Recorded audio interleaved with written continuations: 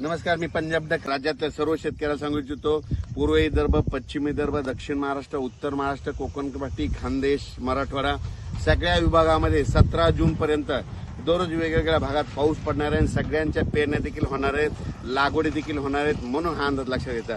पण राज्यातल्या सर्व शेतकऱ्याला सांगू इच्छितो की राज्यामध्ये सांगायचं झालं तर आज मध्ये दुपार 3च्या नंतर आता ऊन असेल, पण 3च्या नंतर लगेच विजेच्या कडकडासह पाऊस येणार आहे, म्हणून हा अंदाज लक्षात घ्यायचा.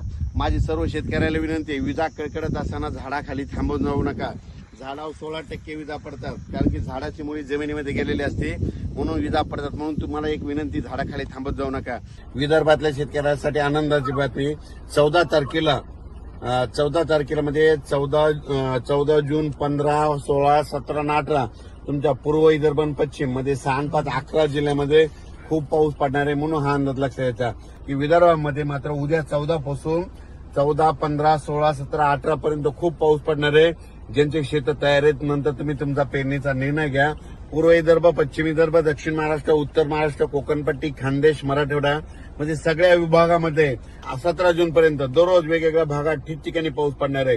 पण विदर्भात मात्र 14 पासून मात्र चांगला पावसाचा जोर वाढणार आहे, म्हणून हा अंदाज लक्षात घ्यायचा. शेतकऱ्याला सांगू इच्छितो, आता जे विदर्भात जे पाऊस येणार आहे उद्याचा 14 तारखेचा, त्याच्यामध्ये विजेचं प्रमाण जास्त असणार आहे, वाऱ्याचं प्रमाण जास्त आहे. वारं जास्त असल्यामुळे झाडं देखील पडण्याची शक्यता जास्त आहे, म्हणून हे नाकारता येत नाही. म्हणून तुम्ही जरा काळजी घ्या. आता मराठवाडा, पश्चिम महाराष्ट्र, दक्षिण महाराष्ट्र, उत्तर महाराष्ट्र खूप काल परवा पाऊस झाला, आणि आता नंबर आहे आता विदर्भाच्या पावसाचा.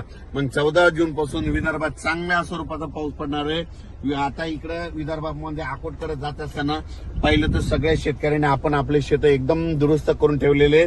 त्यांना सांगू इच्छितो की आता उद्यापासून 14 पासून चांगला विदर्भात पाऊस पडणार आहे, म्हणून हे लक्षात घ्या. वातावरण तयार झालं, थोडं दिसलं की तुम्ही तुमच्या घर जवळ करा, पण झाडाखाली मात्र थांबू नका. झाडावर 16% विजा पडतात, बाबळीच्या झाडावर पडते, आंब्याच्या झाडावर पडते, नारळाच्या झाडावर पडते, चिंचाच्या झाडावर पडते, म्हणून हे अंदाज लक्षात घ्यायचा. पण राज्यात मात्र आज 13 जून पासून ते